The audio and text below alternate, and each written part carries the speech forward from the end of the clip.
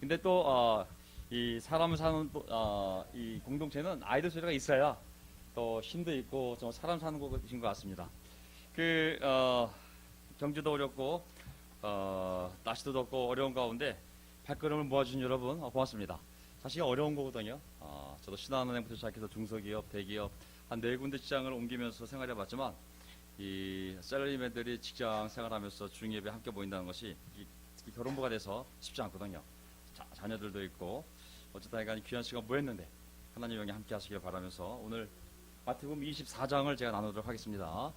자, 제가 바라기는 9시 전에 레슨이 끝나면 나눠져서 우리 한 10분 정도 기도하고 교제하고 그리고 15분까지 찬송하고 마지막 기도하고 끝내고 마치는 걸 하도록 하겠습니다. 자, 누가 신실하고 슬기로운 종이겠느냐, 이 말씀은 이제 그 마태복음 24장에 보면 맨 마지막에 나오는 결론 구절이거든요.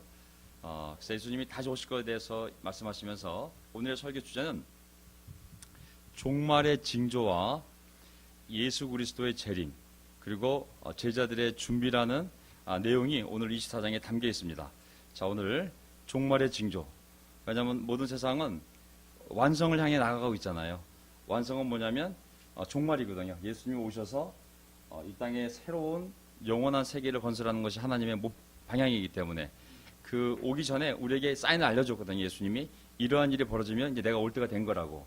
그래서 그 징조와 그다음에 우리들은 어떻게 준비해야 되는지, 그게 바로 누가 신실하고 슬기로운 종이겠느냐, 그 종말의 징조를 잘 분별하고 날마다 정신 차려 깨어있는 사람, 그리고 준비하는 사람이 신실하고 슬기로운 종이라고 말씀하시는 거거든요.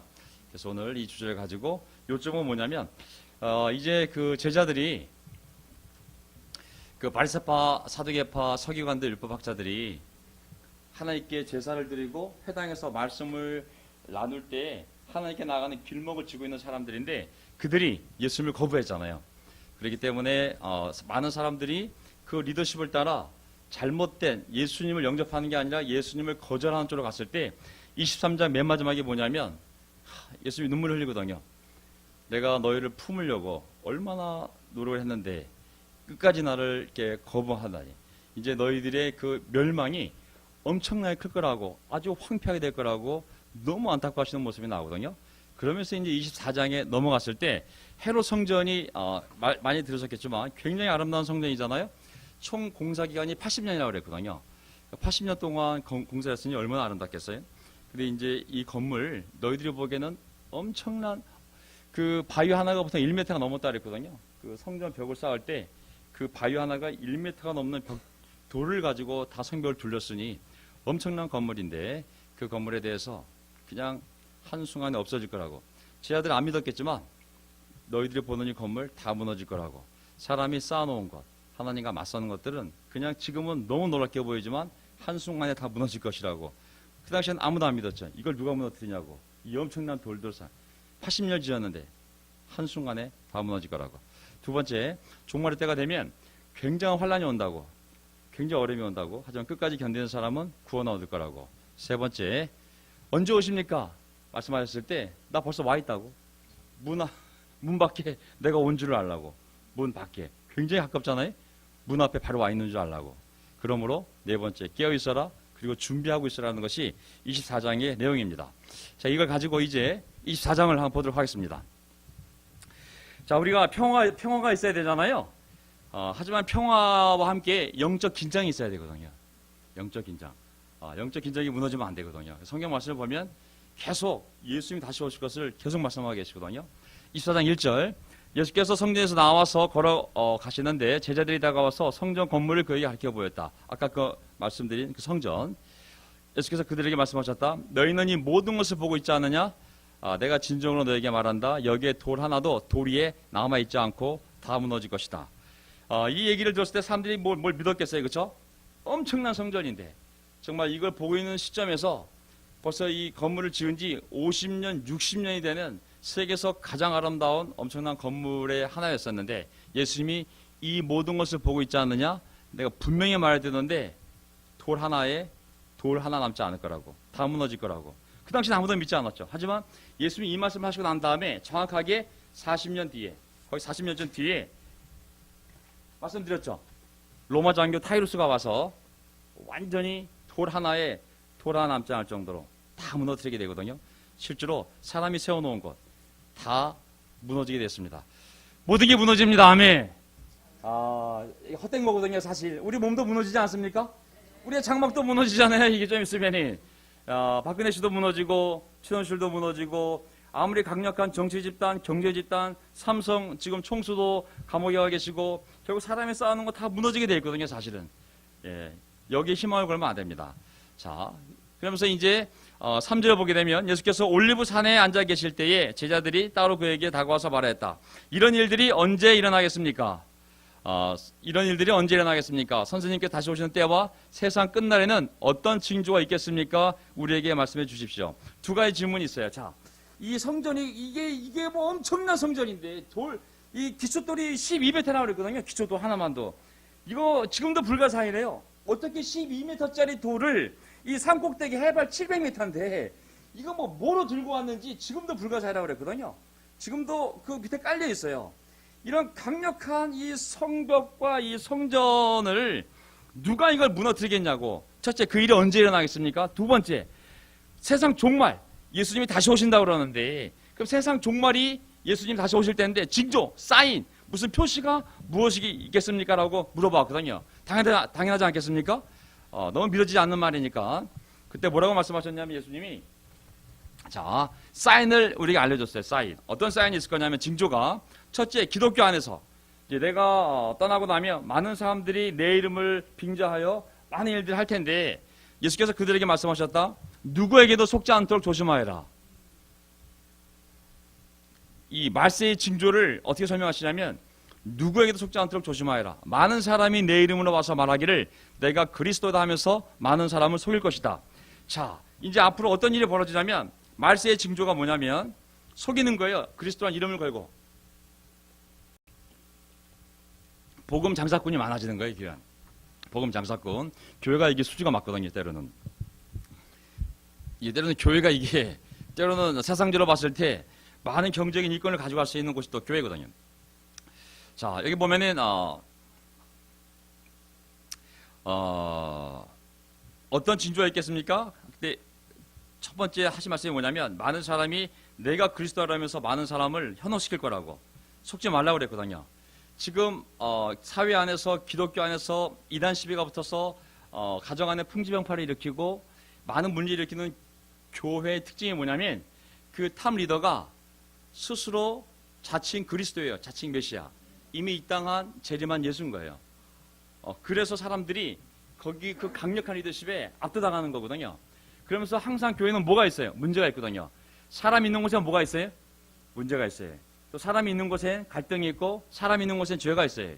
그럼 그런 사람들이 기존의 교회들을 비판하면서 나야말로 재림한 예수라고 사람들이 그 말에 속아서 굉장히 많은 사람들이 그 강력한 리더십에 끌려서 지금 모여있는 많은 집단들이 있습니다. 분명히 경고했어요. 말세에 어떤 징조가 있냐면 이런 일들이 벌어질 거라고. 그래서 우리가 말씀에 대한 분별력을 잘 가져야 됩니다. 그 다음에 세상에서 어떤 일이 벌어지냐면 세상 나라들 가운데서 6절 또 너희는 여기저기서 전쟁이 일어난 소식과 전쟁이 일어나이라는 소문을 들을 것이다. 한국이 이런 상황이에요. 그렇죠? 전쟁이 일어나이라는 소식을 들을 것이다. 그러나 너희는 당황하지 않도록 주의하여라. 이런 일이 반드시 일어나야 한다. 그러나 아직 끝은 아니다. 민족이 민족을 거슬러 일어나고 나라가 나라를 거슬러 일어날 것이며 여기저기서 기근과 지진이 있을 것이다. 그러나 이런 모든 일은 진통의 시작이다. 여기 보면 기근과 지진이 있잖아요. 이건 좋은 사인이 아니에요. 하나님이 창조한 것들이 무너지는 거 있잖아요. 하나님이 주는 풍성함을 깨는 이런 기근 있잖아요. 절대 좋은 징조가 아니에요. 하나님의 축복은 다 잘 돼야 되잖아요. 그렇죠? 자연의 질서대로 비가 내리고 식물이 잘 자라고 풍년이 오고 하나님 맞는 땅은 굳건해야 되는 거잖아요. 이게 흔들리는 건 뭐냐면 벌써 사람들이 타락하기 때문에 땅도 자연도 함께 타락해 가는 거거든요. 사람과 사람이 맞설 거라고. 요즘 트럼프하고 시진핑이 아주 맞서고 있어요. 러시아와 미국이 맞서고 있고 인도와 중국이 싸우려고 그러고 전 세계 곳곳에 너무 많은 IS 국가들 전 세계 곳곳에 지금 전쟁들이 많이 일어나고 있지 않습니까? 결코 좋은 사인이 아니에요. 이거 자체가 이미 우리가 이미 종말의 시대에 살고 있지만 이 세상 자체가 이미 좋은 방향으로 가고 있는 것이 아니거든요. 전쟁 소식도 들리고 아주 비슷한 얘기들이 지금 성경 비슷한 얘기들이 많이 좀 들리고 있습니다. 세 번째, 더 분명한 사인은 뭐냐면, 자, 기독교 안에서는 자칭 그리스도라는 사람들이, 자칭 메시아라는 사람들이 등장해서 사람들을 속이고, 두 번째, 세상 사람들 보면 거기에 많은 갈등과 분열 속에서 전쟁이 일어나고 일어날 거라는 소식이 들리고 대립하고, 그 다음에 또 자연을 보면 하나님 만든 땅은 갈라지고 자연은 기근이 되고, 그러면 교회 안의 상태는 어떻게 되냐면 교회 안에 이런 사인이 있을 거라고 그랬어요. 9절에 보면 그때 사람들이 너희를 환난에 넘겨줄 것이며 너희를 죽일 것이다. 또 너희는 내 이름 때문에 모든 민족에게 미움을 받을 것이다. 또 많은 사람이 걸려서 넘어질 것이요. 걸려 넘어지다는 말이 스캔들이라고, 스캔들, 그렇죠? 믿음을 잃을 것이요. 걸려 넘어진 게 뭐냐면 믿음을 잃는 거예요. 더 이상 예수를 믿어서 뭐해? 교회 나가서 뭐해? 피투해서 뭐해? 내가 열심히 살아서 뭐해? 이 믿음을 잃는 것이 걸려 넘어지는 거거든요. 그러면서 서로 넘겨주고 서로 미워할 것이다. 또 거짓 예언자들이 많이 나타나서 많은 사람을 홀릴 것이다. 그리고 불법이 성하며 많은 사람의 사랑이 식을 것이다. 이게 교회 안에서 벌어지는, 믿는 자들 안에서 교회에서 벌어지는 현상들인 거예요. 마음에 와닿는 게 뭐가 있어요? 마음에 와닿으면 안 되죠, 그렇죠?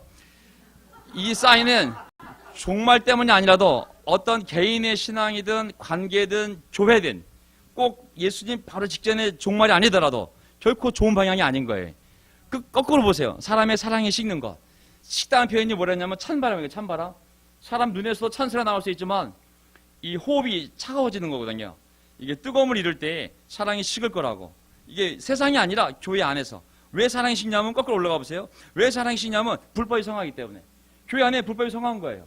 믿는 사람과 살지 않고 서로 속이고 싸우고 분열하고 그런 모습이 너무 힘든 거예요. 사람들이. 실망이 돼. 사랑이 식는 거예요. 근데 왜 그런 불법이 성하냐면 거짓 예언자들이 많이 일어나는 거예요.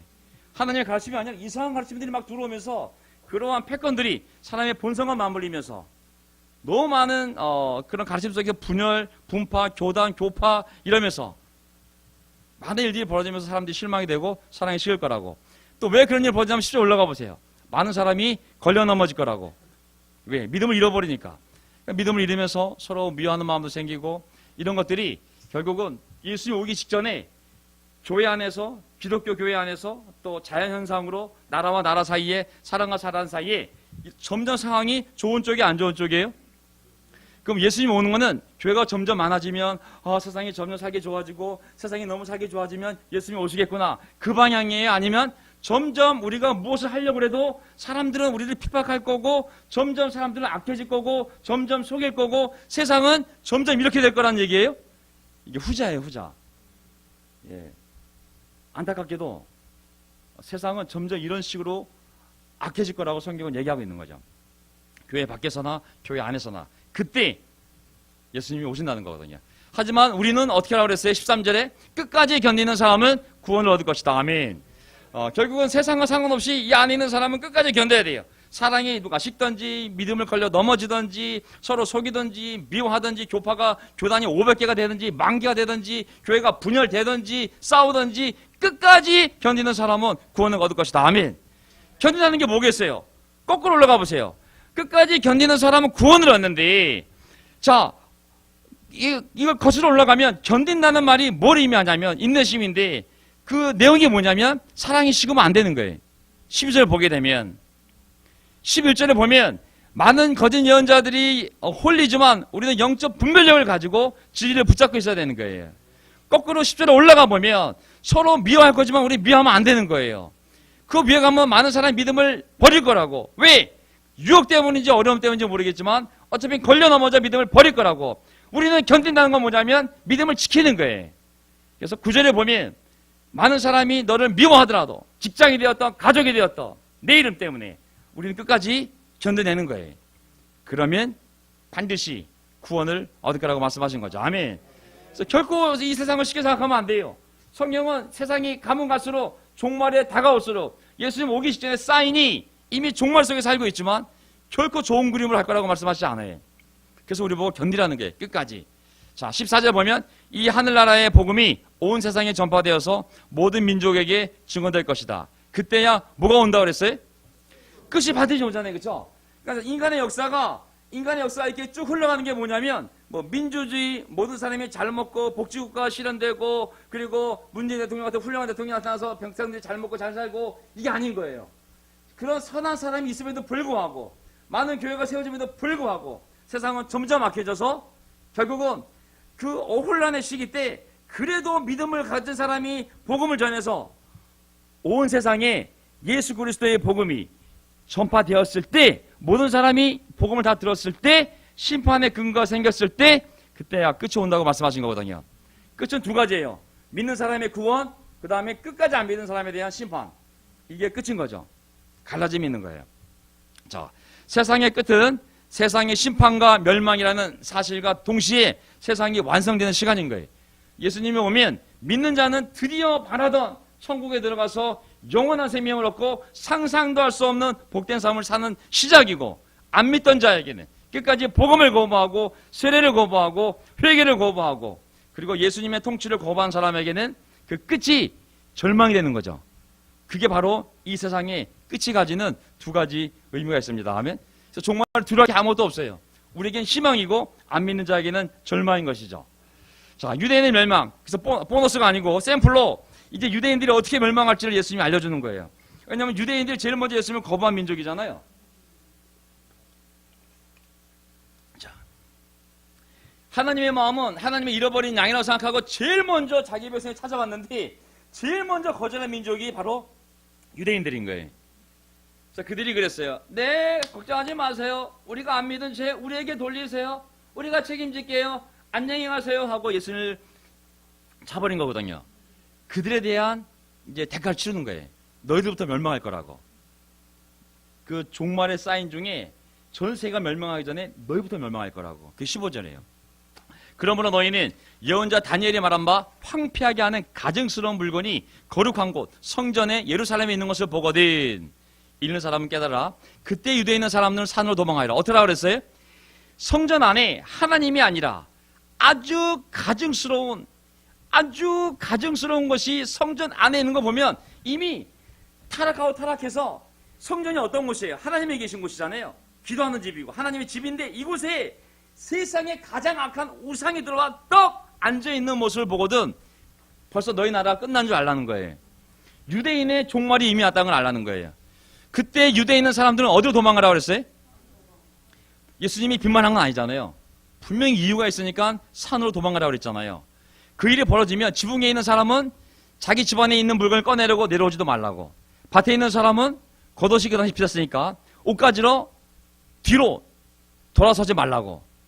그날에는 아이를 뵌 여자들과 젖먹이를 가진 여자들은 불행하다. 너희가 도망하는 일이 겨울 먹을 게 없는 겨울이나 비가 오는 그런 겨울이나 안식일에 일어나지 않도록 기도해라. 안식일에 일어나면 못 움직이잖아요. 도망갈 수가 없잖아요. 유대인들은 2km 이내밖에 못 움직여요. 안식일 날 2km 나가게 되면 율법을 어기고 안식일을 어긴 거기 때문에 죽임을 당하잖아요. 그렇죠? 그러니까는 이런 엄청난 일 때문에 도망가야 되는데 해피는 그날이 안식일이 되지 않도록 조심하라고. 이 일이 벌었을까 안 벌었을까요?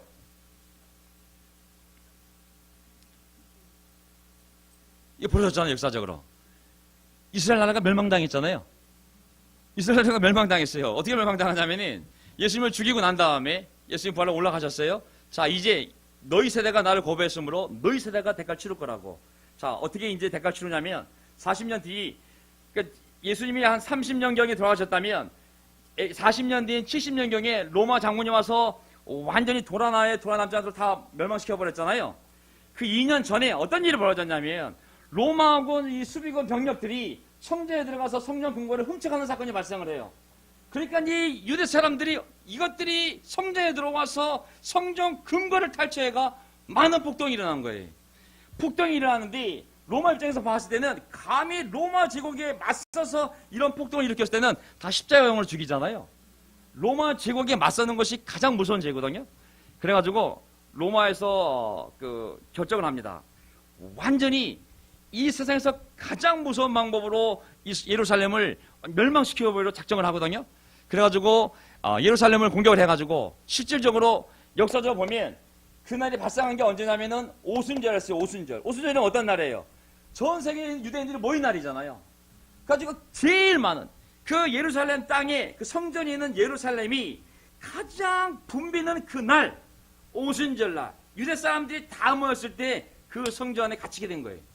그래가지고 죽은 사람이 110만 명이라 했어요. 110만 명. 엄청난 숫자가 죽은 거거든요. 포로로 끌려간 사람이 또한 10만 명쯤 되자 그렇게. 나중에 어떻게 고통을 당했냐면 그 여자가 그 성에 갇히게 되니까 먹을 게 없잖아요. 물도 떨어지고. 그 어미가 자식을 죽여서 먹는 일까지 벌어지는 거예요. 사람이 배고프면 별일이 다 벌어지거든요. 그 환란이 진짜 이 안에 벌어진 거예요. 얼마나 잔인하게 그 예루살렘을 그 로마군이 쓸어버렸냐면 상상을 초월할 정도로 아주 고통스럽게 그 많은 사람들을 죽였거든요. 자, 21절 보세요. 그래서 이제 유대인들이 먼저 이렇게 먼저 이 일을 당했어요. 근데 그리스도인들은 어떻게 됐을까요? 예수님 돌아가시고 부활한 다음에 교회가 세워지고 한 40년이 지났잖아요. 유대인들은 이 말씀을 들었을 거 아니에요. 그 유대인들은, 그렇죠? 예수님이 뭐라고 말씀하셨냐면 너희들에게 환란이 닥칠 거라고. 하지만 그런 일이 닥치게 되면 어디로 가라 그랬어요? 성전으로 숨으라 그랬어요? 맞서 싸우라 그래서 도망가라 그랬어요? 산으로 도망가라 그랬잖아요.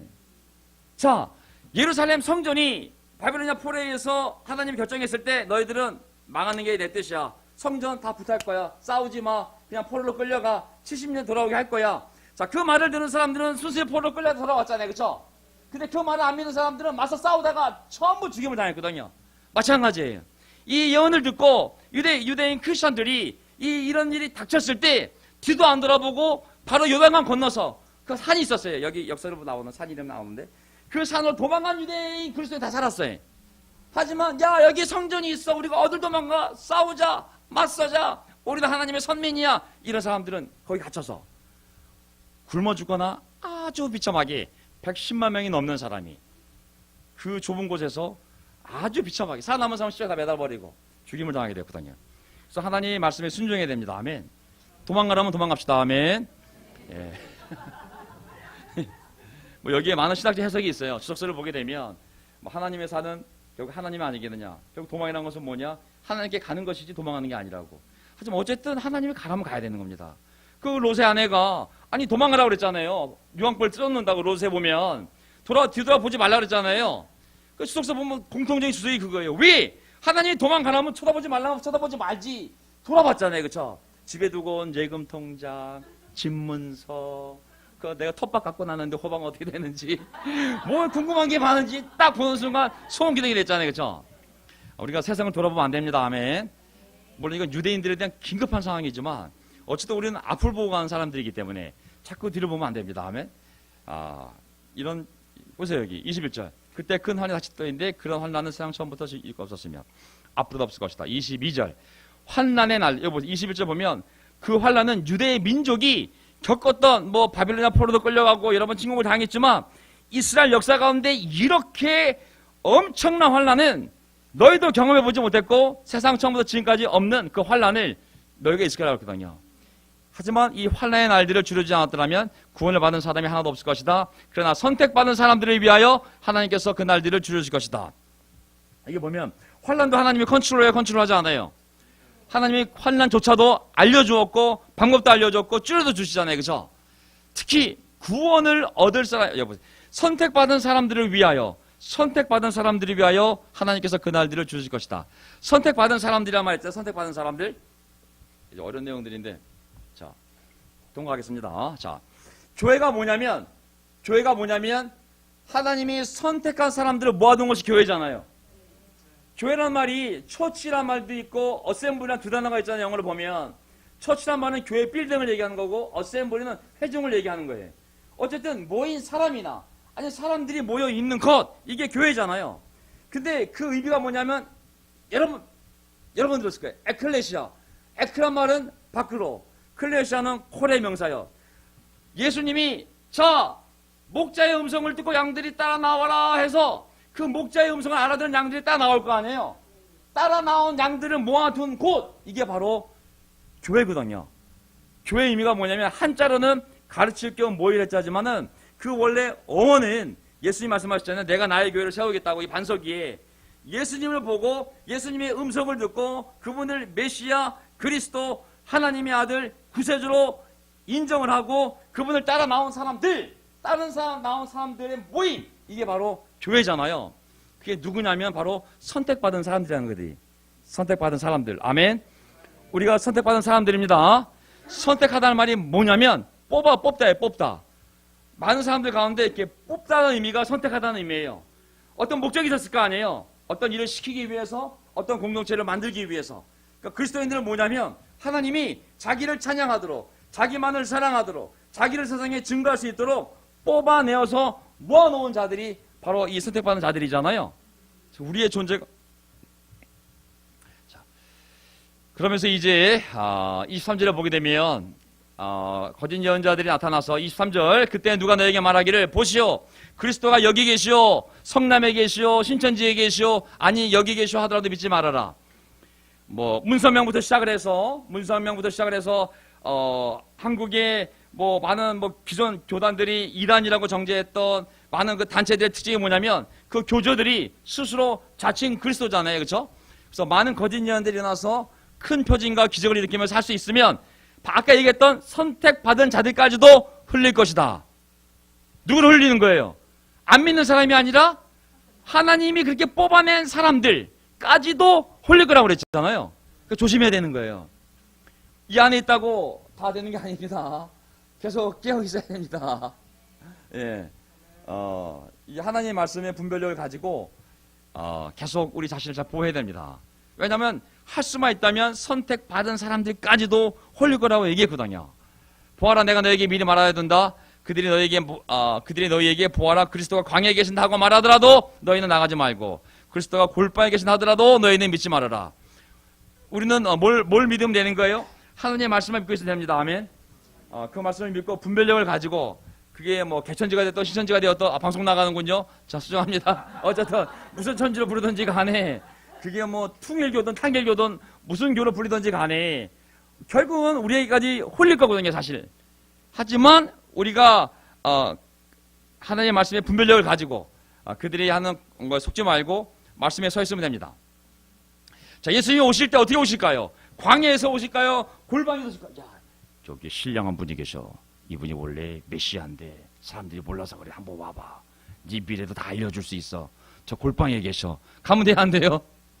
예, 저기 엄청난 큰 기도원을 만들어 놓고 한 3만 평 되는데 기도원 만들어 놓고 메시아가 오셨다고 가보라고. 거기 동산이라고, 에덴 동산이라고, 3만 평, 5만 평이라고. 거기 가보면 네가 알 수 있다고. 가면 돼요, 안 돼요? 안 되는 거예요. 왜냐하면 이 숫자 보세요. 메시아가 어떻게 오냐면, 예수님이 다시 어떻게 오시냐면 2000년 전 오셨던 예수님이 또 오실 건데 어떻게 오시냐면 번개가 동쪽에서 나서 서쪽까지 번쩍이듯이 인재가 오는 것도 그럴 것이다. 어떻게 온다고 그랬어요? 광야에 오는 것도 아니고 골방에 오는 것도 아니고, 번개가 치면 어떻게 돼요? 하늘에 쫙 갈라지잖아요. 예수님 오실 때는 한 번에 쫙 드러나지, 광야를 차를 타고 나간다든지 골방에 들어가서 볼 수 있는 것이 아닌 거거든요. 인재가 오는 것도 그러할 것이다. 죽음이 있는 곳에 독수리가 모여들 것이다. 통과. 그 환란의 날들이 지난 뒤에 고태는 어두워지고 다른 그 빛을 잃고 별들은 하늘에서 떨어지고 하늘의 세력들 흔들릴 것이다. 천체가 다 흔들린다는 거 아니에요, 그렇죠? 해, 달, 별 누가 만들었어요? 하나님이 만들었잖아요. 예수님을 통하여. 그분이 올 땐 다 녹아버리고 없어져 버리는 거예요. 30절. 그때 인자가 올 징조가 하늘에서 나타날 터인데, 잘 보세요, 징조. 그때는 땅에 있는 모든 민족이 가슴을 치며 뭘 친다 그랬어요? 이제 영원한 생명과 영원한 벌로 나눠지는 거예요, 사람들이. 가슴을 쥐어짜도 넣는 거예요. 인자가 큰 영광과 영광에 쌓여 하늘 구름을 타고, 뭘 타고 온다 그랬어요? 리무진이에요? BMW? 아니, 분명한 하늘 구름이에요, 구름. 왜냐하면 구약의 성막에 항상 뭐가 있었어요? 하나님의 임재는 구름이거든요, 구름. 이 구름을 타고 오신다고 그랬어요. 반드시 예수님이 재림할 때 하늘 구름을 타고 영광에 쌓여, 엄청난 빛과 함께 영광에 쌓여 온다고 그랬거든요. 31절. 그리고 그는 자기 천사들을 큰 나팔소리와 함께 보낼 터인데 그들을 하늘 이 끝에서 저 끝까지 사방에서 그가 선택한 사람들을 모을 것이다. 근데 누가 와요? 예수님 혼자 와요? 천사들이 같이 와요? 수많은 천사들이 함께 온다 그랬거든요. 그리고 무슨 소리가 들려야 돼요? 그렇죠. 눈과 귀로 확인할 수 있어요, 우리가. 자, 어떠냐면 제트기 쑥 지나가는 거 보고 혹시 그러지 마시고요. 엄청난 구름과 함께 예수님이 딱 등장을 해야 돼요. 첫째, 1번 비주얼로. 두 번째, 그 옆에 수많은 천사들이 이미 여기서부터 저기까지 하늘 전체를 덮고 있는 거예요. 그 밑에 구름이 있고, 예수님이 구름 위에 있고, 수많은 천사들이 있고, 영광, 엄청난 영광스러운 빛이 사방에 다 퍼지는 거예요. 태양도 필요 없어, 달도 필요 없어, 해도 없어져. 그 영광 때문에 눈이 부신 거예요. 근데 어떤 소리가 들려야 돼요? 나팔 소리, 나팔 소리. 전자기타 소리가 아니라, 이거 뭐 엘리야 오셨네 아니가 아니라, 엄청난 나팔 소리가 들리면 그때 그냥 빨리 마음을 준비하시고 오셨구나 생각하고. 예. 그러면서 그가 선택한 사람들을 한순간에 다 끌어모은다 그랬거든요. 이게 언제 올 줄 알겠어요? 아무도 모르는 거예요. 33절 이와 같이 너희도 이 모든 일을 보거든 인자가 문 앞에 가까이 온 줄 알아. 인자가 어디 와 있어요? 부산 대구가 아니라 내 집 문 앞에 와 있는 거예요. 이미 끝난 거예요. 이거. 굉장히 가까이 와 있는 거예요. 이거. 내가 진정으로 34절 너에게 말한다. 이 세대가 끝나기 전에 이 모든 일이 다 일어날 것이다. 이 세대가 어떤 세대예요? 유대인들에게는 벌써 그 세대가 어떤 세대냐면 보통 유대인들이 수록서를 보게 되면 한 세대가 40년이에요. 40년. 예수님 죽인 게 AD 30년이면 40년째 되는 게 AD 70년이잖아요. 로마 장군이 와서 예루살렘을 완전히 멸망시킨 때가 이 세대가 끝나기 전에 이 모든 일이 다 일어날 거라고 유대인들이 먼저 그 맛을 본 거예요. 먼저 그들이 사라진 거예요. 하지만 35절 분명히 얘기하지만 내가 한 이 말 절대로 거짓말이 아니고 다 일어날 거라고. 왜? 하늘과 땅은 없어질지라도 나의 말은 결코 없어지지 않을 것이다. 유대인들이 사라졌다가 2000년 만에 다시 모인 게 지금 이스라엘이에요. 유대인들이 나라를 세운 지 얼마 안 돼요. 1940 몇 년대에 나라를 인정받은 거예요. 몇 년이요? 48년. 영국이 통치하고 있었거든요. 유엔이 인정받은 게 지금으로부터 한 70년밖에 안 되는 거예요.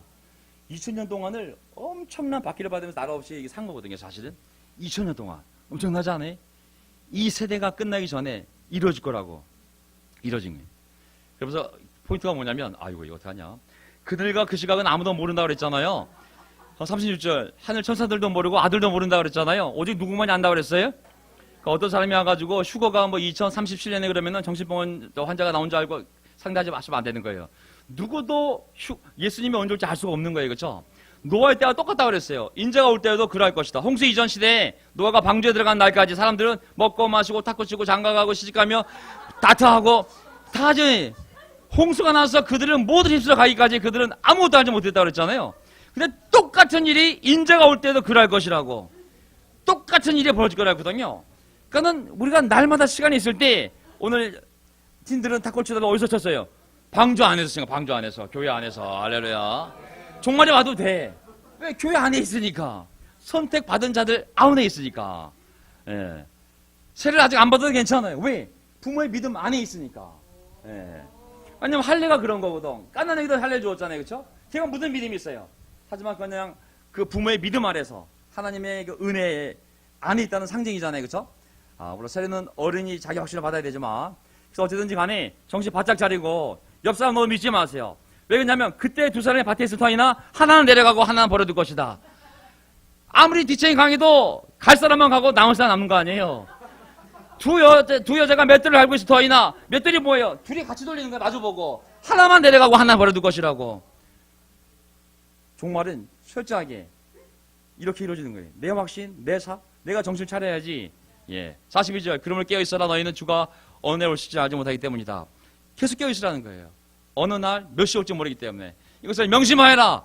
집주인이 도둑이 밤 몇 시에 올지 알고 있었으면 그가 깨어있어서 도둑이 집을 뚫고 들어오도록 내버려두지 않았을 것이다. 그러면 너희도 준비하고 있어라. 너희가 생각하지 않은 시각에 인자가 올 것이기 때문이다. 아멘. 깨어있어라. 준비하고 있어라. 왜? 아무도 그 시각을 알지 못하기 때문에. 그래서 여러분들 항상 자기 건강 믿지 마시고 나이 믿지 마시고 예수님이 언제 올지 아무도 모르기 때문에 나갔는데 저기 앞에 저 문 앞에 예수님 서 계시잖아요. 이게 끝이에요 오늘 예배가. 영훈이 형이 뭐 다음 주일 예배가 없어요. 그냥 바로 천국 가는 거예요. 저 문 앞에 예수님이 계시면 없다고 누가 장담할 수 있어요.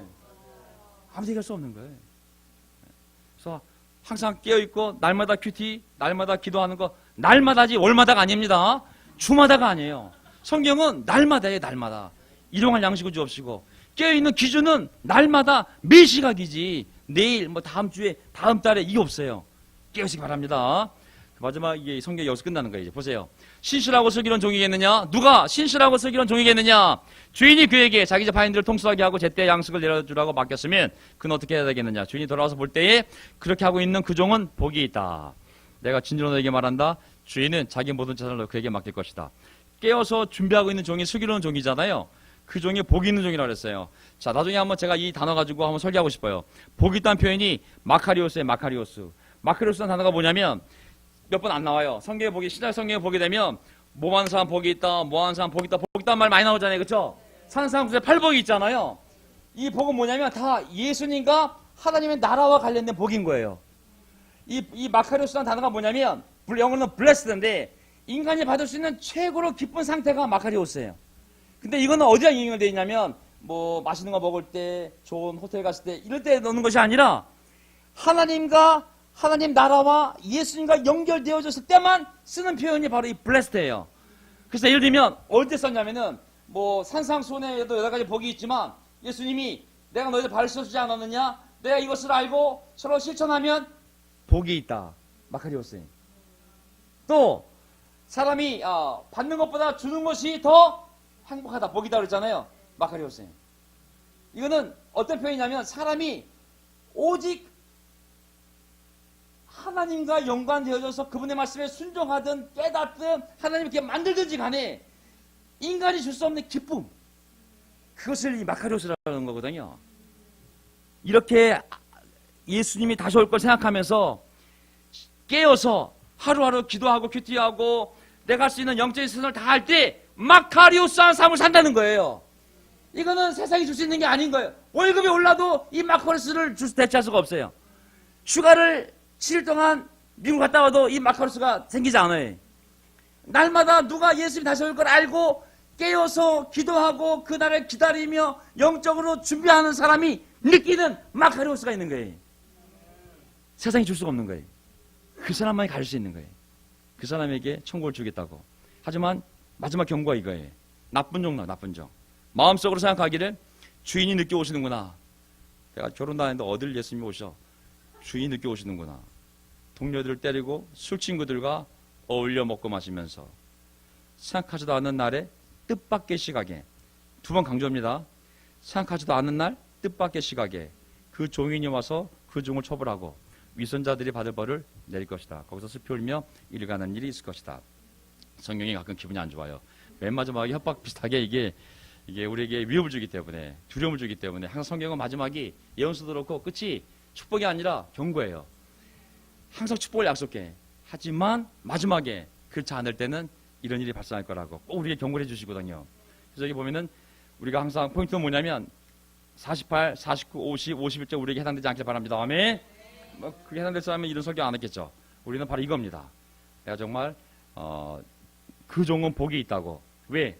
날마다 다시 오실 예수님을 생각하며 준비하고 깨어서 내가 영적으로 교제하고 사랑하고 믿음을 지키고 내 사랑에 식지 않도록 최선을 다하고 그리고 걸려 넘어지지 아니하고 미움을 어떻든지 간에 이겨내려고 그러고 살아갈 때 그 사람은 하나님만이 줄 수 있는 그런 기쁨이 있을 거라고 말씀하시거든요.